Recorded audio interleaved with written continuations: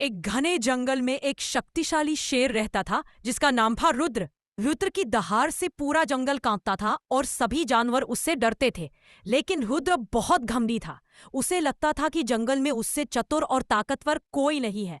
उसी जंगल में एक चालाक लोमड़ी रहती थी जिसका नाम था चंचल। चंचल छोटी थी लेकिन उसकी बुद्धि तेज थी। वह अपनी चालाकी से हर मुश्किल से बच निकलती थी।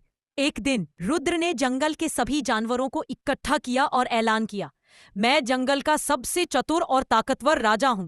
क्या कोई है जो मुझसे मुकाबला कर सके? सब जानवर चुप रहे, लेकिन चंचल ने हंसते हुए कहा, रुद्र जी, ताकत में तो आप नंबर 1 है, लेकिन चतुराई में मैं आपको हरा सकती हूँ। रुद्र जोर से हंसा, तू एक छोटी सी लोमड़ी? ठीक है, मैं तुम्हें चुनौती देता हूँ। अगर तुम मुझे हरा देती हो तो मैं तुम्हें जंगल की रानी मान लूंगा। चंचल ने मुस्कुराते हुए कहा, ठीक है, लेकिन शर्त यह है कि आपको मेरे साथ एक खेल खेलना होगा। मैं आपको जंगल के उस छोर तक ले जाऊंगी जहां एक खजाना छिपा है।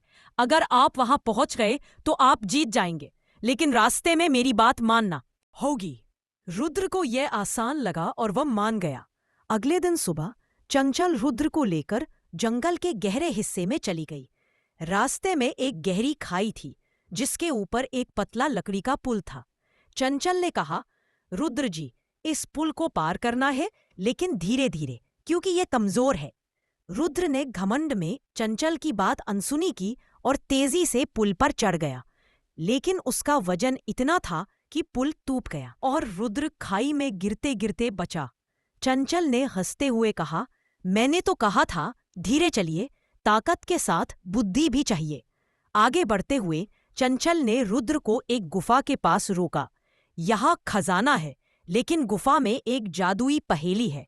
आपको यह बताना होगा कि जंगल में सबसे जरूरी चीज क्या है।